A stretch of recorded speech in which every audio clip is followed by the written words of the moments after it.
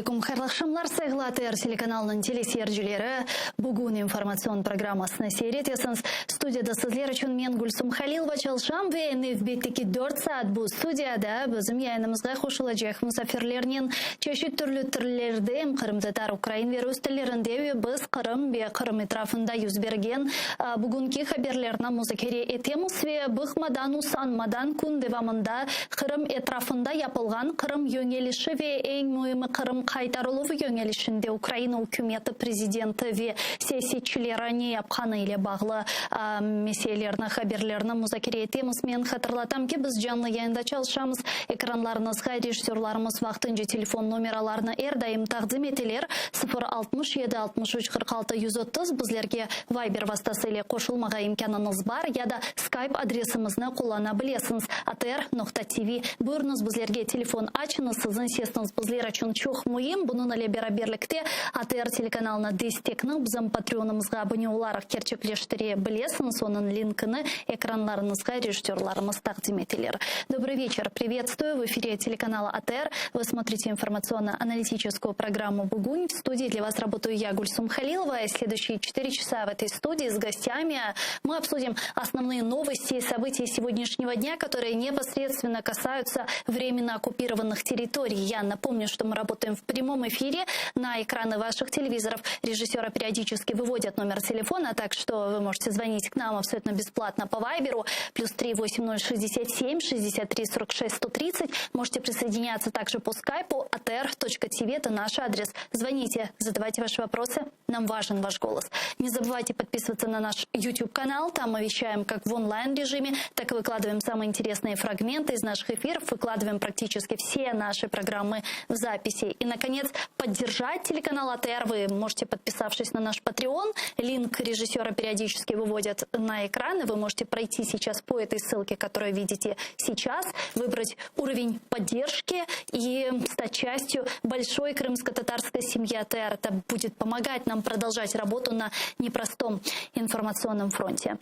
Этот блок я бы хотела начать со следующего информационного сообщения. Президент Украины Владимир Зеленский ввел в действие решение Совета национальной безопасности и обороны Украины о новых санкциях против России. И в списке попали люди, причастные к проведению российских выборов в оккупированном Крыму, а также представители судов и силовых органов. Об этом сообщается на сайте Офиса президента. В санкционные списки представители судебной системы попали причастные к незаконному преследованию крымских татар, а также под санкции попали представители СИЗО Управления ФСИН России по Крыму и Севастополю, а также 6 юридических лиц, которые зарегистрированы в Крыму, России и Беларуси. Ограничения также распространяются на российских бизнесменов. И, кроме того, в санкционных списках указаны 120 человек, причастных к проведению российских выборов в оккупированном Крыму. С нами сейчас на прямой связи политический аналитик Александр Антонюк. Давайте его вместе поприветствуем. Пан Олександре, вітаємо вас. Селям алейкум. Витаю вас. Да. Пан Александре, вот те санкции, которые я озвучила выше, как вы считаете, насколько эффективны и насколько они, в принципе, бьют по России? Мне кажется, говорить там, насколько бьют или не бьют, это может, не скажу там, что корректно, некорректно. То есть это, во-первых, то, что государство Украина конкретно зафиксировало участников, которые по существу приняли участие в нарушении территориальной целостности Украины. И, естественно, санкции — это один из способов не только влияния и фиксирования данных нарушителей, естественно, по возможности потом преследовать их не только по законодательству Украины, если будет возможность, если участники, это как бы юридические люди, лица не смогут здесь, конечно, работать, но, скажем, их бенефициары, конечно, если попадут на территорию Украины, это, естественно, будет преследование, ну и, опять же, преследование по международному праву. Но, тем не менее, когда украинское государство вводит санкции в отношении России, в отношении страны-агрессора, так или иначе мы ждем каких-либо последствий от этого, иначе в санкциях бы не было смысла. Ну, опять же, смотрите, если предприятие или там юридическое лицо работало на территории Украины, условно, или имело какие-то активы, то понятно, что санкции будут иметь прямое действие.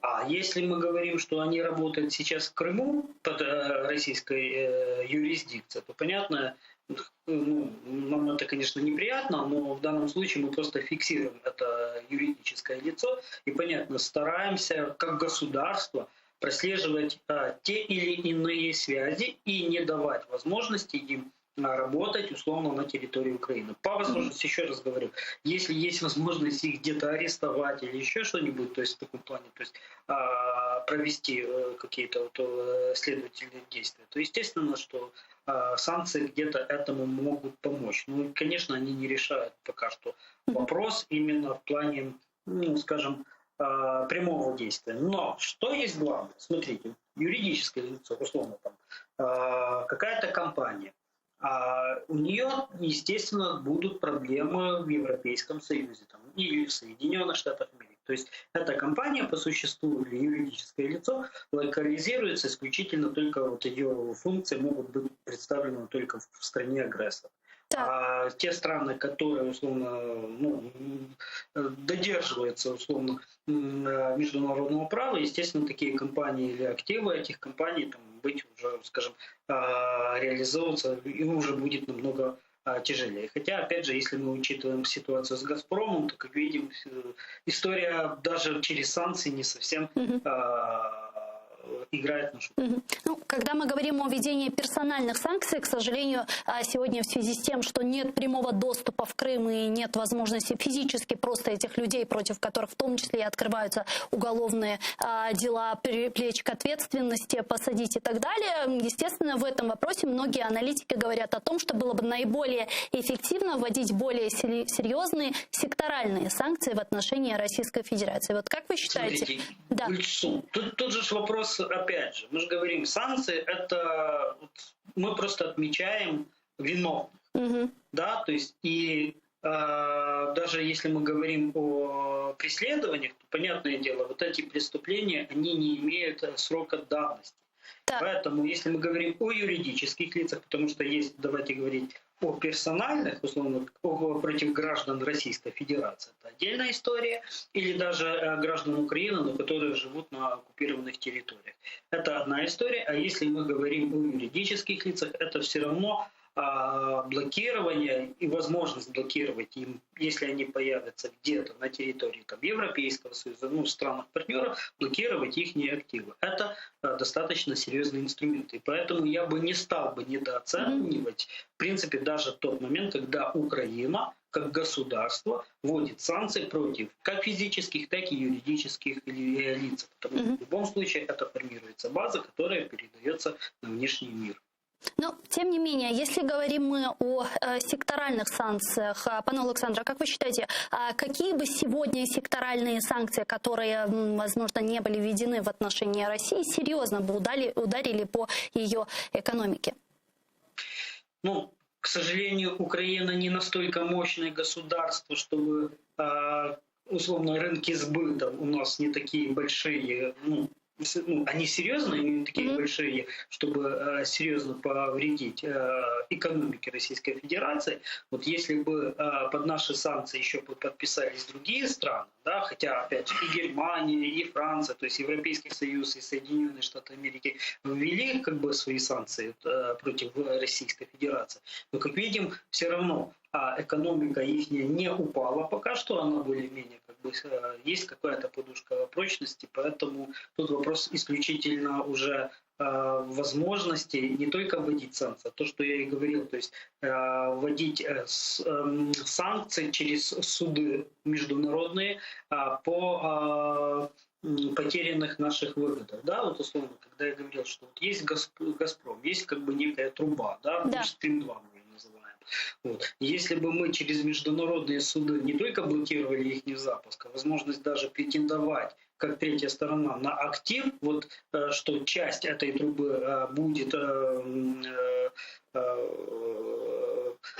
Украине належит, да, тогда я считаю, что в этом плане это было бы, возможно, более какой-то эффективный способ. Потому что в данном случае мы должны подходить уже не традиционными способами, а именно мы должны искать разные нелинейные решения для того, чтобы как по максимуму с России снять по максимуму, то есть финансовых и штрафных санкций, в том числе претендовать на их активы и таким образом на них давить в том, чтобы они наконец-то все-таки их политика поменялась в сторону Украины и уже начали хотя бы поэтапно формировать свою повестку дня по возвращению наших оккупированных территорий. Скажите, а вот какие аргументы в таком случае нужно Украине приводить ее западным партнерам, чтобы те ужесточали санкционное давление на Российскую Федерацию? Ведь мы понимаем, что так или иначе наши западные партнеры, они преследуют свои, в первую очередь, национальные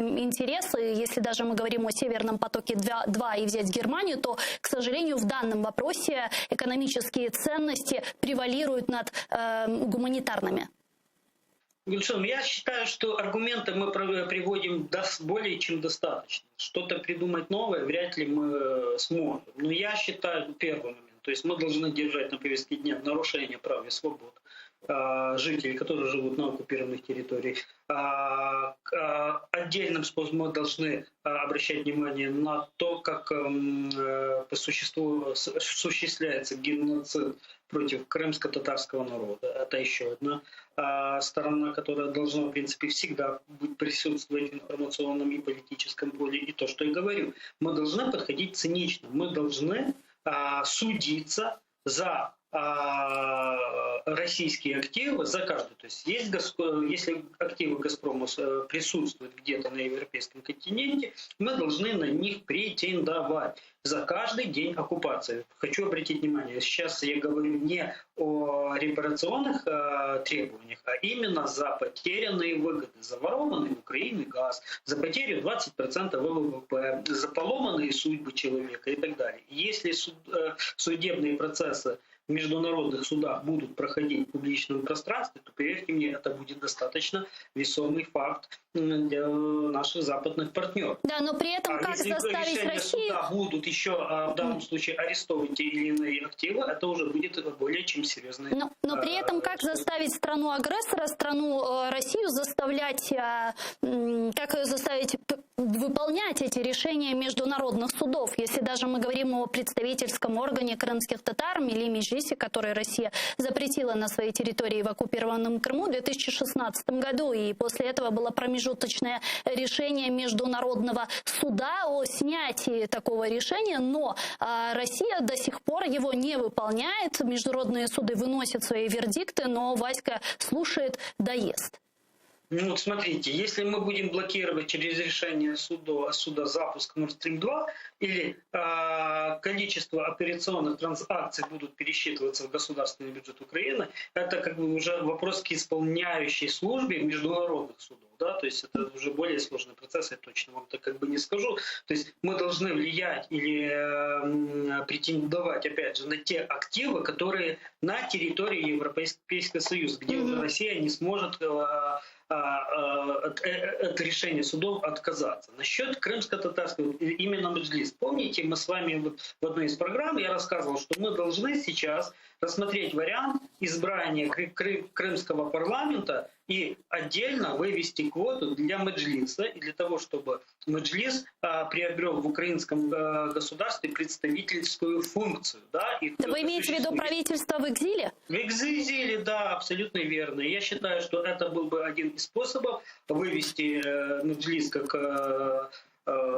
как по существу субъект уже, и в том числе и политический, на национальный украинский уровень. И это бы существенно могло бы помочь и в решении вопросов, то есть и обращать внимание, но опять же, на судьбу крымско-татарского народа, который должен проживать под оккупацией. То есть, а как вы считаете, насколько реально это сейчас в нынешних условиях сделать? Потому что для того, чтобы созвать и сделать правительство в экзиле в данном случае, на материковой части Украины, нужно сначала выборы в парламент. Провести на территории, контролируемой Украине. Я считаю, что это абсолютно реально. Мне так кажется, потому что, учитывая количество крымско-татарского народа, который проживает в том числе и других переселенцев с Крыма, поэтому мне кажется, что это возможно. То есть теоретически это возможно в Херсонской области? А? Теоретически это возможно в Херсонской. Крымские татары и во Львовской области живут.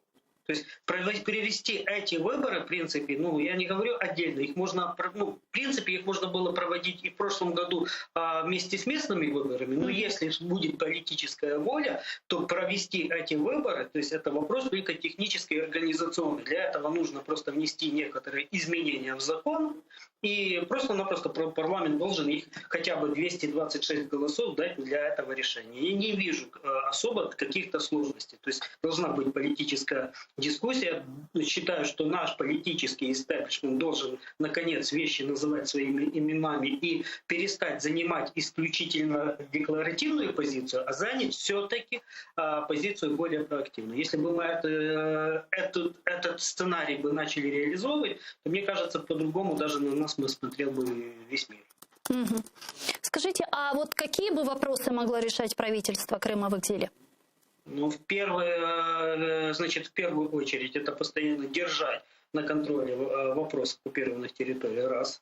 Второй момент – это коммуникация с теми же, кто живет, и мониторинг ситуации на оккупированных территориях по существу. Это представительский орган, который работал бы уже более конструктивно с профильным министерством по вопросам реинтеграции, и в том числе по Крымской платформе. Более того, поскольку это все-таки был бы представительный орган, который, в принципе, является с точки зрения Конституции Украины и политических процессов легитимным органом, он бы мог бы быть представлен как в Ассамблее ООН, так и, в принципе, в ПАРЕ, вместе с парламентской делегацией Верховной Рады Украины. Я считаю, что этот инструмент мы должны использовать, и чем раньше мы начнем к этому вопросу сейчас конструктивно решать и двигаться, тем это будет лучше для Украины, для крымчан, вообще для оккупированных территорий. Да? И в данном случае я считаю, что это уже будет более проактивная позиция, а не то, что мы сейчас имеем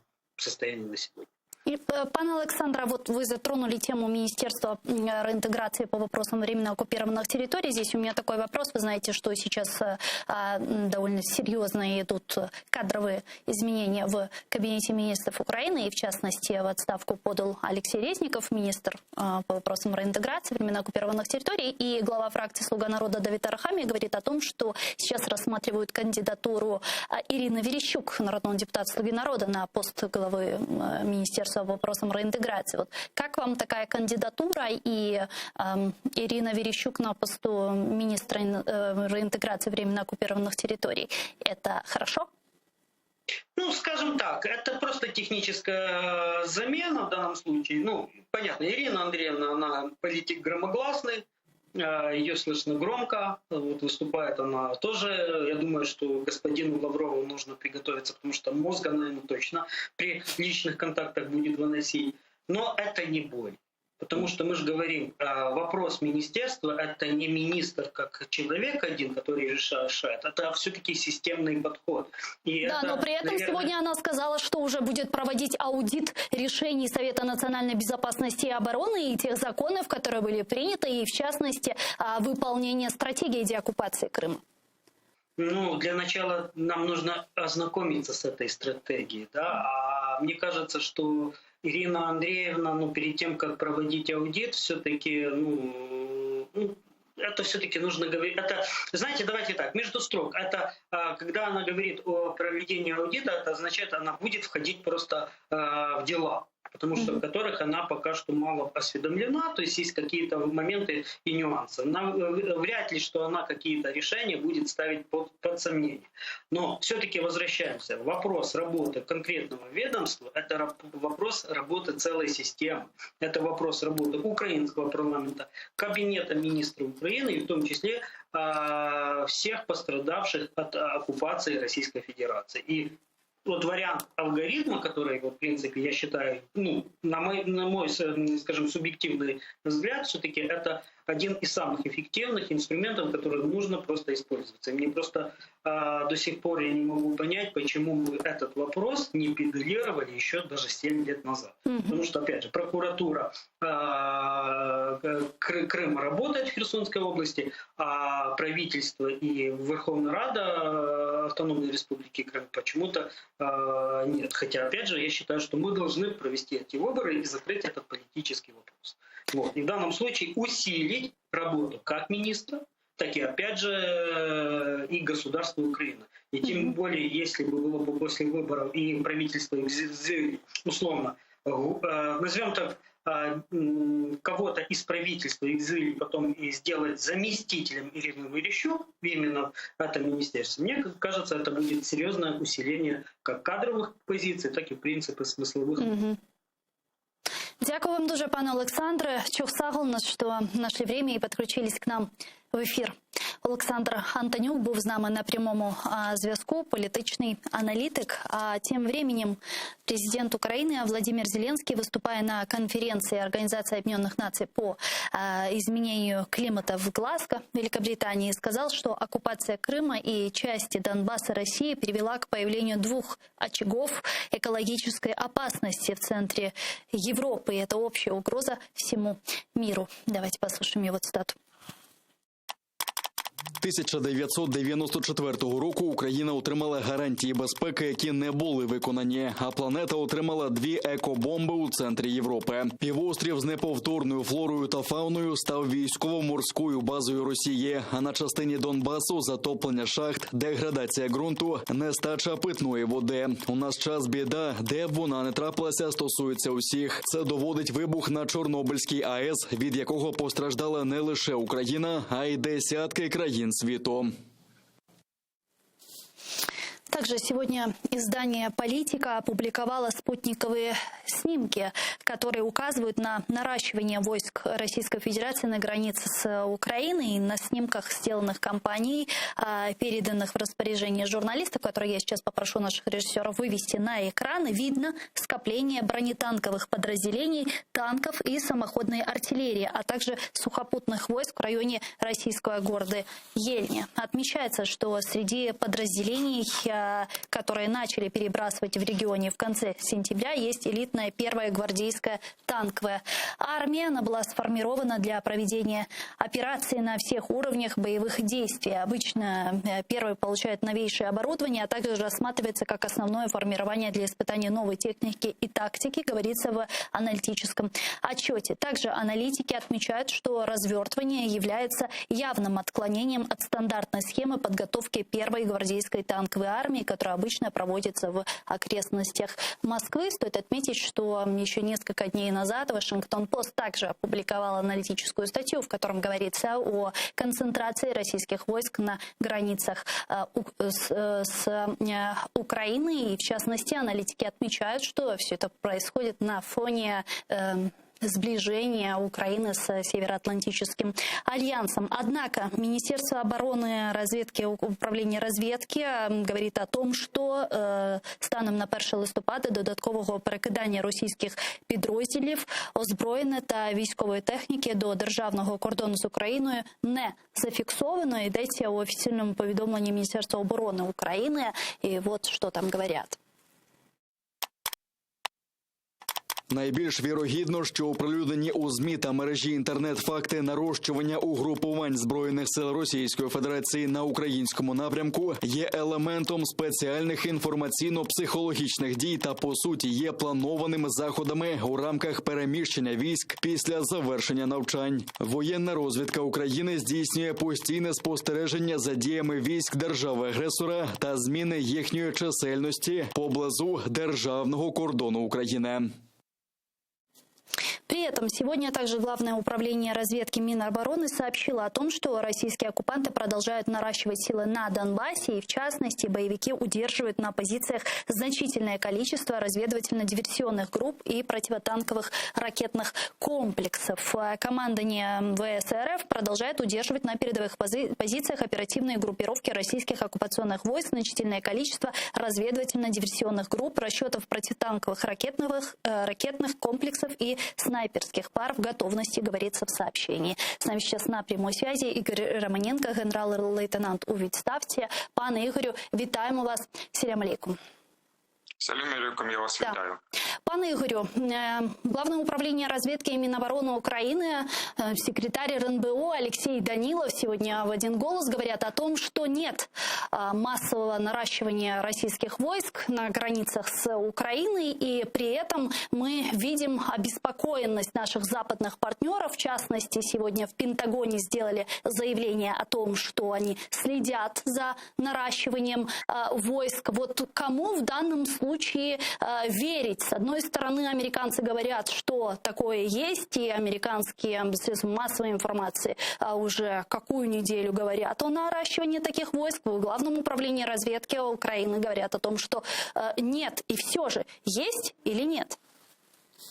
Я хотел бы объяснить это следующим обстоятельством. То есть наша разведка, Министерство обороны Украины, не говорит о том, что нет сил. Они там есть. И она говорит о том, что переформатирование вооруженных сил Российской Федерации производится планово. И этим отличается планово от непланово, о котором говорит Запад, разведка американская и другие. Для того, чтобы четко уявить. Но, как говорится, хрен редьки не слаще, потому что группировка все равно достаточно большая. Она значительно не уменьшилась. И, собственно говоря, наша разведка сейчас проясняет эту ситуацию всеми средствами возможными. А американцы, кроме космоса, как известно, заходят в Черное море, в акваторию, кроме эсминца американского, еще заходит корабль, значит, управления и разведки, который будет проводить свою деятельность в Черноморском регионе и тоже помогать прояснять и отслеживать эту ситуацию. То есть от Вооруженных сил Российской Федерации, Черноморского флота последовало заявление, что они контролируют передвижение одного, который зашел и который туда идет, этот корабль, сопровождать для того, чтобы, так сказать, не дать возможность что-либо сделать то, что россияне не хотели бы. Но это их вопрос. Поэтому, на мой взгляд, нам надо всегда в военной среде, во время подготовки к операции, боевым действиям, отслеживается ситуация. Разведка постоянно над этим работает, чтобы знать, какая же перспектива, в какую сторону. В сторону увеличения возможностей или, наоборот, уменьшения, сворачивания и так далее. С одной стороны, а с другой стороны всегда отрабатывают различные варианты, в том числе и наихудший. Наихудший можно спрогнозировать с точки зрения, чего же за конец прошлого года и в этом году достиг Путин в реализации своего русского мира. А здесь нет достижений. Поэтому, с одной стороны, с другой стороны, пятая колонна в Украине понесла потери. Известно, где находится Медведчук, средства его информации. И все это как бы мы заимели оружие беспилотное, которое соответствующим образом первый раз применили. Уже одежурим, я хотел бы обратить внимание, уже с полгода. В результате того, что мы пресекли применением этого оружия обстрела гражданских и военных. И во время этого обстрела, как известно, погиб наш военнослужащий и были поранены. Поэтому вот в такой ситуации Путина это не удовлетворяет. Значит, он решился на то, чтобы реализовать все-таки встречу в нормандском формате, однако пока на уровне министров иностранных дел. И вот по всем результатам всего этого будет производить оценки, насколько это устраивает его видение ситуации в Украине и каким образом применять силу или не применять, если применять, то насколько полномасштабно. Вот это все сложится в ближайшее время. Для этого нужна действительно разведка и нужно быть в боеготовом состоянии, наращивать свои возможности, чем занимаются вооруженные силы Украины и союзники. А пане Игорю, а как вы считаете, в каком случае следует Украине ждать какую-то эскалацию на востоке Украины? Потому что сегодня все же Министерство обороны и Главное управление разведки сообщило о том, что оккупанты продолжают наращивать силы на Донбассе и удерживают на позициях значительное количество разведывательно-диверсионных групп. Ну вот видите, то есть там идет поставки вооружений, да, горюче-смазочных материалов, техники отремонтированной и новой и так далее. То есть в целом, сложно сказать, что имелось в виду разведки Министерства обороны, что эта группировка не усиливается, хотя, с другой стороны, дается информация, что на Востоке это происходит. Поэтому в таком случае неоднозначности необходимо, еще раз, не хочу долго повторяться, доразведать ситуацию, войска свои переводить в готовность к ответу и готовиться в том числе и к худшему сценарию, быть готовым дать відсіч вооруженным силам российского государства-агрессора. В эти дни очень активно еще обсуждается вопрос использования Украиной беспилотников «Байрактаров» впервые на востоке Украины. До этого они применялись только лишь для разведывательной деятельности. Пан Игорь, как вы считаете, почему именно сейчас Украина со своей стороны тоже использовала эти беспилотники? Можем ли мы сказать, это такой ответкой для России на повышение с ее стороны ставок? Вопрос не столько в ставках, сколько надо четко понимать, что поскольку мы имеем это вооружение, то мы не должны потворствовать агрессору в том, что он производит в нарушении международного законодательства, в том числе Минских соглашений, незаконным способом, незаконным оружием по Минским соглашениям обстреливает наши территории, убивает наших граждан, калечит и военнослужащих, и оставаться безответным по-серьезному. Поэтому появилось вооружение, надо давать ответ. Россияне воспринимают только силу. Появилась сила, ее надо освоить, возможности и давать им отпор, чтобы не допускать подобного. То есть военные действия уже длительное время, к сожалению, идут. Война гибридная, но это состояние в развитии. У нас появилась возможность, значит, мы не должны потворствовать противнику. Скажите, а вот как использование байрактаров может изменить баланс сил на Донбассе? И можем ли мы активизироваться в этом направлении и в ближайшей перспективе реализовать возможный карабахский сценарий на Донбассе? Я думаю, что пока следует использовать все возможности дипломатические, хотя этот процесс, как известно, затянулся, но он на переломе, поскольку, как уже известно, уходит Меркель, она уже даже не канцлер, а исполняющая обязанности. Выборы на следующий год у Макрона, его состояние и участие. Поэтому они хотели бы подвести итоги уже в этом году и иметь результаты. Но здесь вопрос принципиального характера. Украина видит определенным образом эти результаты в своих интересах, а Москва, добивается того, чтобы и переговоры с трехсторонней группе, чтобы, эта встреча была содержательная. Но это содержание в пользу Российской Федерации. То есть легитимизация руководства ОРДЛО, реализация политической части Минских соглашений и так далее. Можно долго приводить. Мы имеем Минское коммюнике, однако Украина сколько раз по пунктам говорила, что мы продвинулись, давайте это и КПВВ, это разминирование, это много чего. Но везде мы встречаем нежелание над этим работать с российской стороны. И поэтому в этой ситуации Путин принял решение провести все-таки на таком уровне встречу. И если он увидит целесообразность, может быть, тогда перейдут к встрече на самом высоком уровне в нормандском формате. Однако это достаточно оптимистичный прогноз. Если предположить, что такая встреча 4 лидеров в нормандском формате состоится, как вы считаете, реально ли на этой встрече решить какой-то вопрос и урегулировать ситуацию на Донбассе? Реально, возможно, даже поднять вопрос ведения миротворческой миссии на восток? Да, этот вариант, на мой взгляд, интересен, потому что мы не согласимся на проведение выборов с присутствием вооруженных отрядов. Это в нарушение международных законодательства и украинского законодательства о подготовке и проведении выборов. Другое дело, компромисс, на мой взгляд, может быть в том, что мы не выйдем вооруженными силами на границы, но зайдут тогда в этом случае, структуры международные, те, которые будут готовить, проводить выборы. Это первое. Второе. Полицейские структуры международные и военные структуры международные, которые, значит, проверят и обеспечат отсутствие вооруженных незаконных отрядов и будь вообще любых вооруженных, так сказать, структур на территории, где будут проводиться выборы. На мой взгляд, в этом есть компромисс, и можно как бы говорить об этой перспективе.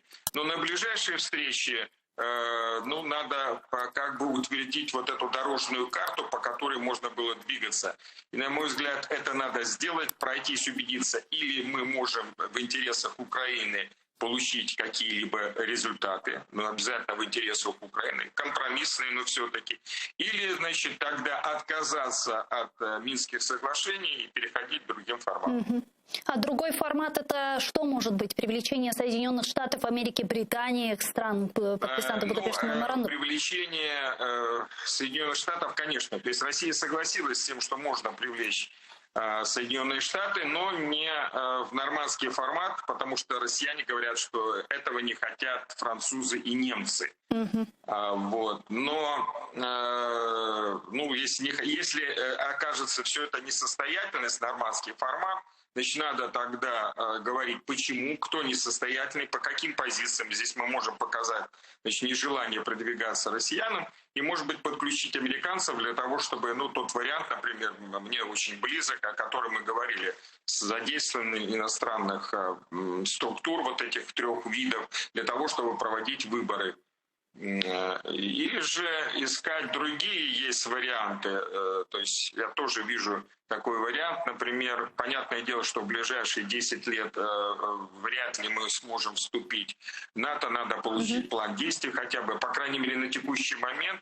До 30-го года в документах натовских нет рассмотрения вопроса, рассмотрения вопроса вступления Украины в НАТО. Поэтому на этот срок заключить договор с Российской Федерацией, что мы не будем вступать до 30-го года, не будем размещать базы, а за счет этого, значит, они должны уйти из Донбасса.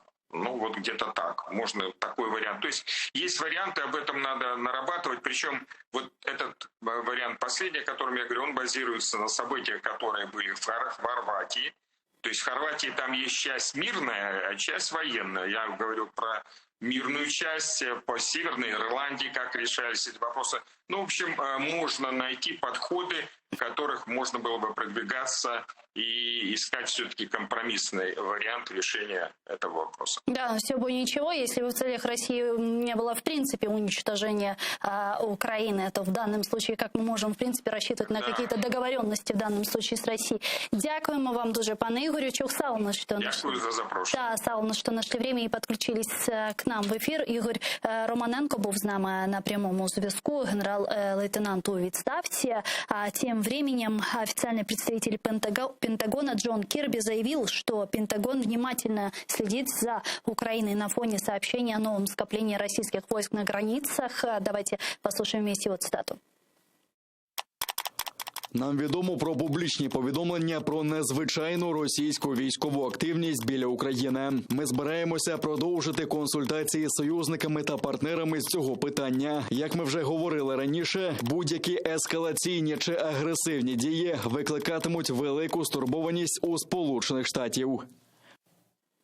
Президент Украины Владимир Зеленский сегодня на полях климатического саммита в Глазго встретился с президентом США Джозефом Байденом, и стороны обсудили, в частности, ситуацию на Донбасі. С нами сейчас на прямой связи пан Олександр Коваленко, військово-політичний оглядач. Пане Олександре, вітаємо вас. Селям алейкум.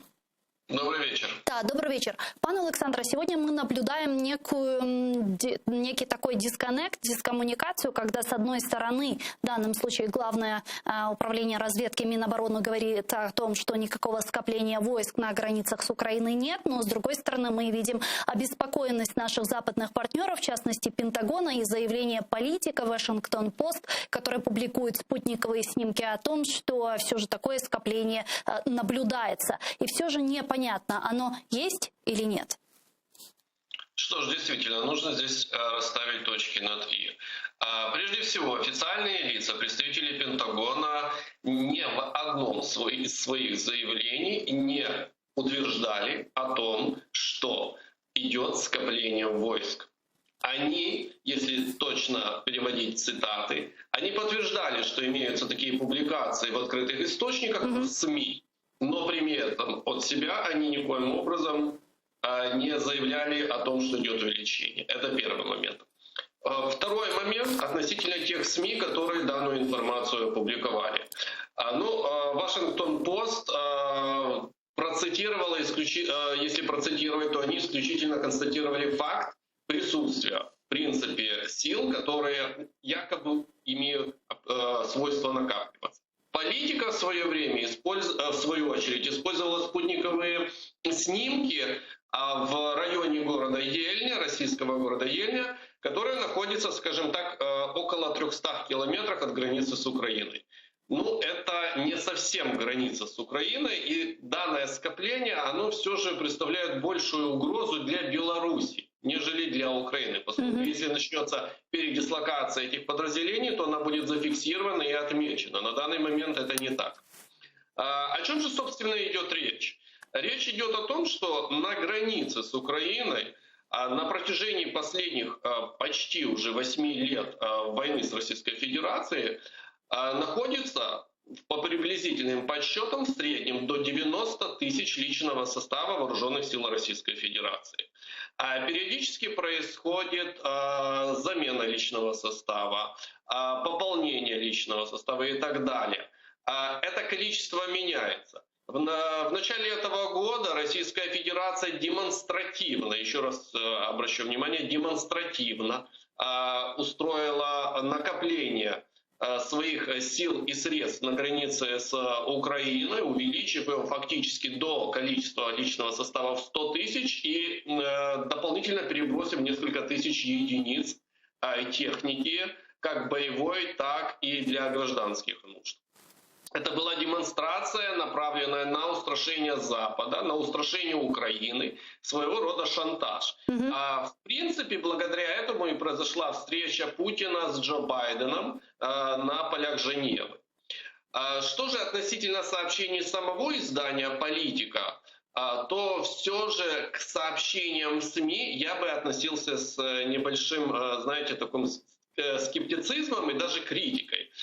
Поскольку в свое время, почему же в свое время, буквально в июне этого года «Политика» сообщала о том, что Соединенные Штаты прекращают финансовую и военную помощь Украине. Тогда это была очень громкая новость, которую многие процитировали, но которая не оказалась соответствующей действительности. Поэтому журналистам свойственно ошибаться, а вот разведке как раз не свойственно. Напомню, что в воздушном пространстве Украины регулярно присутствуют разведывательные беспилотные аппараты Соединенных Штатов, а также самолеты ВВС США, которые проводят, и не только ВВС США, но и стран-членов НАТО, которые проводят разведку как в Черноморском регионе, так и на линии фронта на Донбассе. Поэтому нехватки информации у них, могу вас заверить, нет. А то, что публикуют СМИ, это уже совсем другой, можно сказать, вопрос, какие цели они этими публикациями преследовали. Так или иначе, пан Александр, а как вы считаете, в ближайшее время может ли быть некая эскалация на Донбассе Украины, в особенности после той истерики, которую мы видели в России в связи с использованием турецких беспилотников на востоке Украины?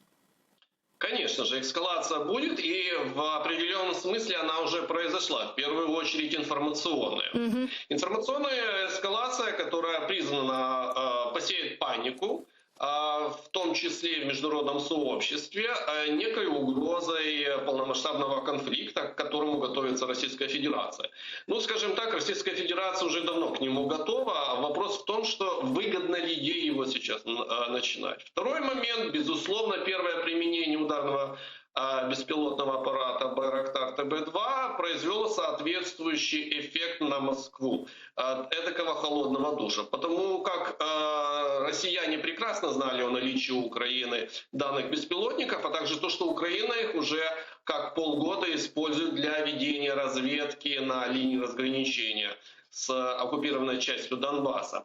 Но именно первое боевое применение оказалось для них все-таки несколько такой шоковой информацией.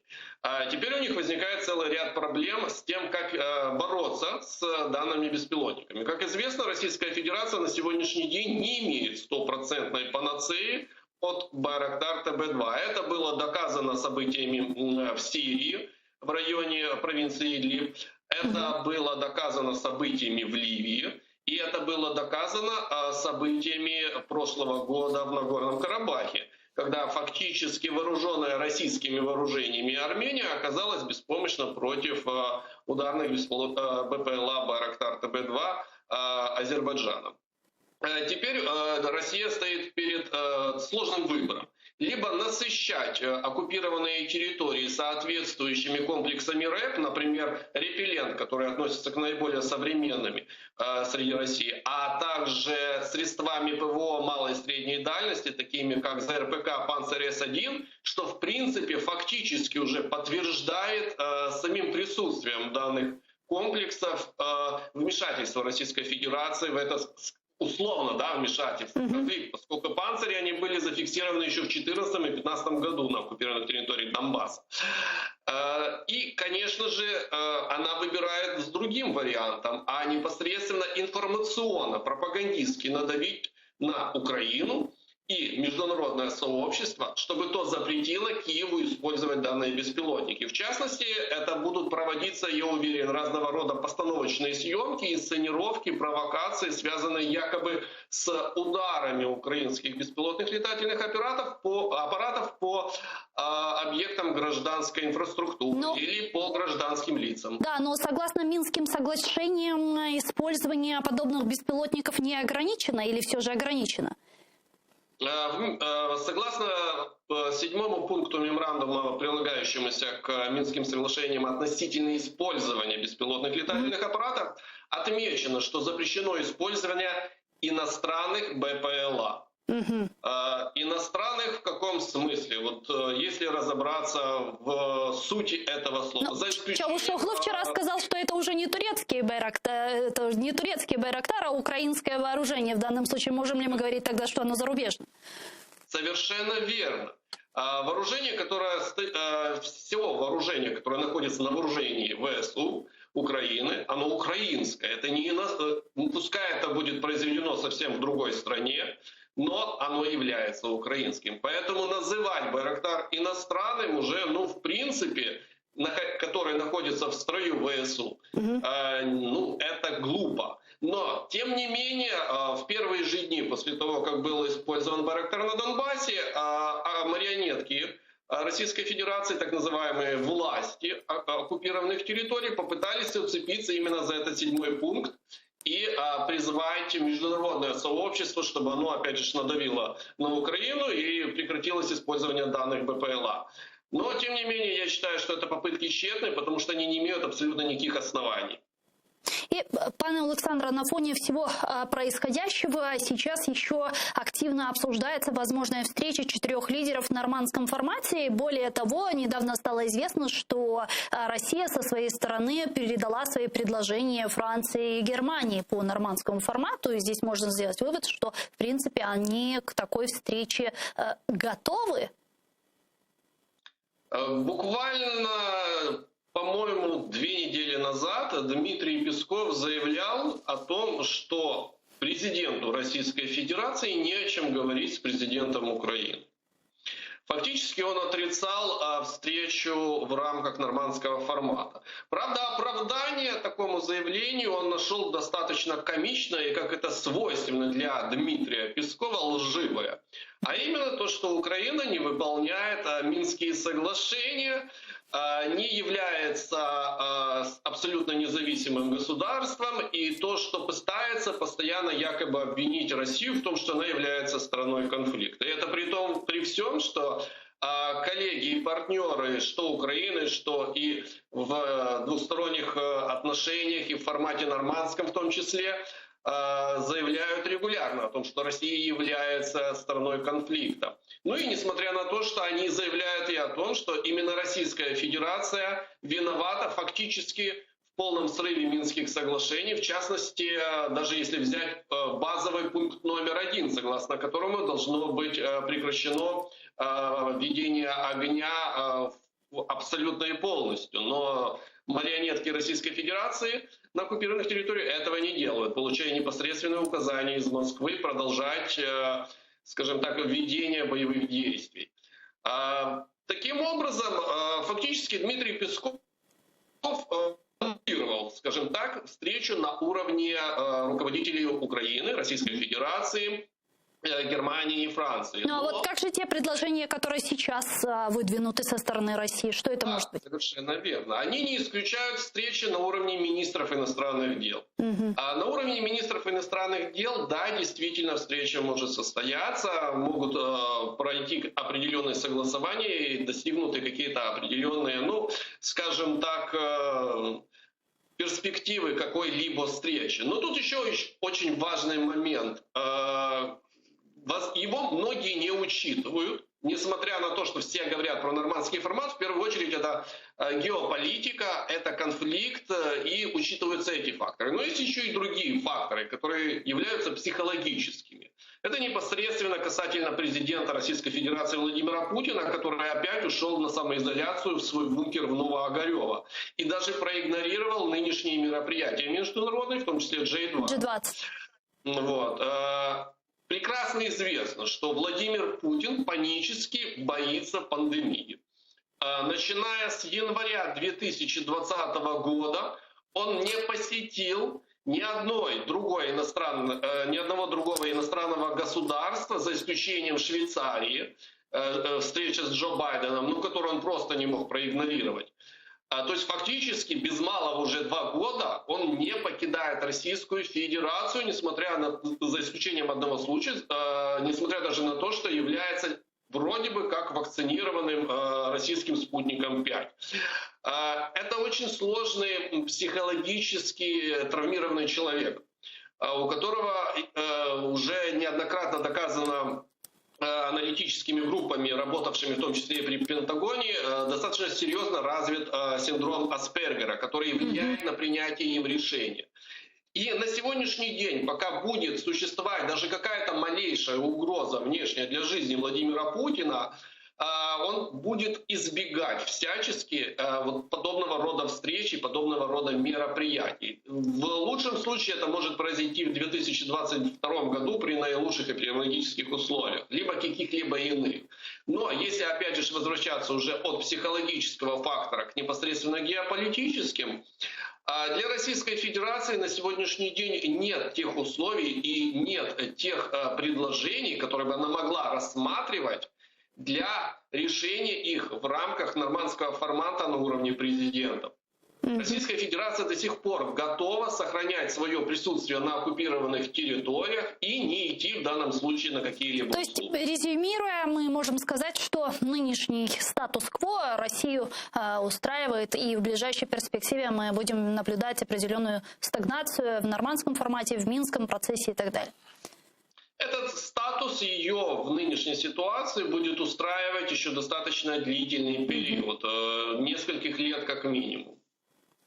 Дякую вам дуже, пане Олександре. Що встали на наше время і підключились к нам в ефір. Олександр Коваленко був з нами на прямому зв'язку. Військовий політичний оглядач. Україна намагається залучити Росію до дипломатичного розв'язання збройного конфлікту на Донбасі, заявив речник Міністерства закордонних справ України Олег Ніколенко. У відповідь на слова очільника російського зовнішньополітичного відомства Сергія Лаврова. Я пропоную його послухати.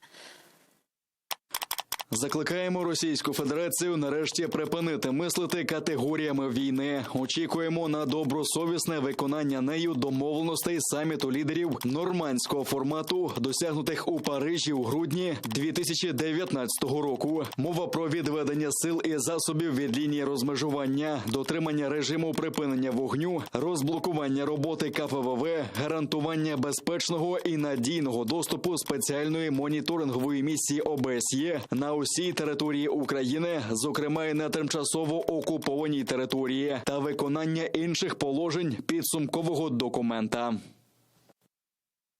Ну а в свою очередь министр иностранных дел России Лавров заявил, что Россия передала лидерам Франции, Германии и Украины предложение по встрече в нормандском формате. Мы смысл видим не в каком-то мероприятии, а в его содержательном наполнении. Наши предложения о том, как можно было бы содержательно подготовить контакт в нормандском формате, неважно на каком уровне, мы передали нашим коллегам. Ожидаем от них реакции, потому что когда они говорят, что нужно скорее встречаться, они нам свое видение ожидаемых результатов до сих пор не передавали. Ну а с нами сейчас на прямой связи должен быть Георгій Тука, заступник міністра з питань тимчасово окупованих територій та внутрішньо переміщених осіб. Пока ми ждем, у нас є підключення з паном Георгієм. Пане Георгію, вітаємо вас. Селям алейкум. Вечер добрый. Да, вечер добрый. Министерство иностранных дел России говорят о том, что Украине, Франции и Германии уже передали свои предложения по нормандскому формату. Как вы думаете, что это может быть? И действительно ли в ближайшей перспективе стоит ожидать такой встречи? Ну, деталі мені поки що невідомі, але виходячи з того, що позиція Росії останні 2 роки, вона абсолютно залишається незмінною, і полягає вона в тому, що Росія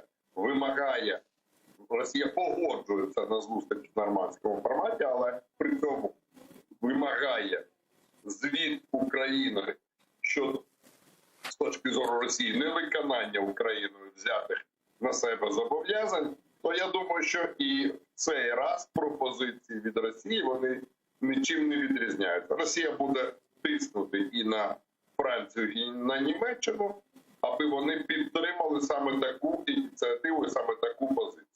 Угу. Ну, а какая это позиция, какая это инициатива? То есть, что может быть в этих предложениях? Проведение выборов, имплементация формулы Штайнмайера? Об этом идет речь? Так. Все це відомо. Всі ці пункти, вони містяться в тому, вибачте, вискочила з голови назва того документу, який підписав Володимир Зеленський, комюніке. Да, комюніке, який підписав в Парижі. І Росія після цього вимагає від України виконання тих пунктів, які фактично власним підписом затвердив президент Зеленський. Угу.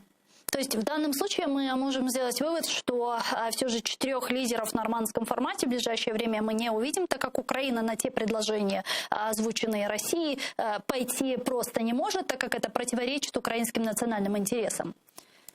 Абсолютно погоджуюсь з такою точки зору, тому я не бачу поки що ніяких зовнішніх ознак того, що така зустріч реально можлива. Угу. Ну, в данном случае, как вы думаете, президент Украины Владимир Зеленский еще в 2019 году говорил о том, что в случае, если не удастся реализовать план а в данном случае это имелось в виду имплементация формулы, имплементация Минских соглашений, то будут переходить к плану Б. После этого мы слышали о том, что есть некие кластеры, уже утвержденные нашими западными партнерами, но так или иначе в публичном пространстве их тоже никто не видел. И все же, как украинское руководство сегодня пытается и урегулировать ситуацию на востоке Украины? То есть на что мы сегодня рассчитываем? На жаль, з моєї точки зору, на сьогоднішній день позиція української влади може полягати в єдиній тезі. Аби гірше не стало. Якщо порівнювати з періодом початку діяльності Зеленського, то взагалі на зовнішньому сегменті позиція України, з моєї точки зору, доволі погіршилася. Навіть варто звернути увагу на те, яким чином члени нормандського формату, я маю на увазі Францію та Німеччину, відреагували на знищення безпілотником «Байрактар». На жаль, не всієї батареї артилерійської, а лише тільки одної гармати, яка напередодні систематично обстрілювала позиції Збройних сил України, порушуючи будь-які домовленості і Мінськ-1, і Мінськ-2, і те, що Зеленський підписав в Парижі. Але чомусь глибока стурбованість была выкликана саме діями України. А как вы думаете, мы видим сейчас выборы в Германии, фактически уходит уже Ангела Меркель, и будет новый канцлер. Как вы думаете, это каким-то образом может повлиять на изменение нормандского формата, возможно, какие-то продвижения в нормандском формате, или же мы увидим ухудшение ситуации? Теоретично це може призвести до позитивних на користь нашої країни змін. Бо не є великою таємницею, що, наприклад, ще рано якимось чином прогнозувати, яка може бути утворена коаліція в Бундестазі, і то саме може стати канцлером Німеччини, але попри те, дуже вагому роль відіграє партія Зелених. І не є великою таємницею, що партія Зелених, вона доволі консервативна, вона фактично підтримувала позицію України як в війні з Російською Федерацією, так і категорично виступала проти добудови і зараз практично пуску Північного потоку-2. Таким чином, от на цих засадах можна розраховувати на, скажімо так, радикалізацію позицій Німеччини в питанні російсько-українських стосунків. Але для того, аби мотивувати наших німецьких партнерів на такі дії, потрібно власним прикладом, в першу чергу, демонструвати готовність до боротьби. На жаль, коли 2,5 роки від очільника України назовні чуються тези про яка різниця посмотреть в глаза і просто перестати стріляти, то такі дії, заяви української влади, вони не спонукають наших партнерів до більш рішучих дій. Но, тем не менее, не замечаете ли вы некую трансформацию в риторике и в команде президента Украины Владимира Зеленского, когда он все же с человека, который пытался увидеть этот мир в глазах у Путина еще в 2019 году, превратился все же в человека, который говорит о том, что единственным путем завершения войны на востоке Украины является вступление Украины в Североатлантический альянс? Это не радикализация риторики? По-перше, такими заявами Зеленський лише тільки в черговий раз демонструє власну нефаховість. А я особисто ніколи не забуваю і раджу, в тому числі і всім глядачам, не забувати, хто такий Володимир Зеленський. Володимир Зеленський за фахом є актор. І те, що він зараз демонструє, начебто, таку яскраву проукраїнську позицію, з моєї точки зору, це виключно гра. Гра на публіку, як на всередині нашої країни. Втрата рейтингу Зеленського – це факти. Так і назовні. Намагаючись якимось чином змінити ті поразки, які зазнала наша держава у зовнішніх стосунках завдяки діяльності самого Володимира Зеленського. Я переконаний в тому, що це не відповідає сутності цієї людини. Зміна риторики – це виключно акторська гра. Для мене особисто Зеленський був, є і залишається не українцем з проукраїнською позицією, а актором малоросійського театру. Дякую вам дуже, пане Георгію Чоусаловна, що знайшли время і підключились к нам в ефір. Георгій Тука був з нами на прямому зв'язку, екс-заступник міністра з питань тимчасово окупованих територій та внутрішньо переміщених осіб України 2016-2019 році.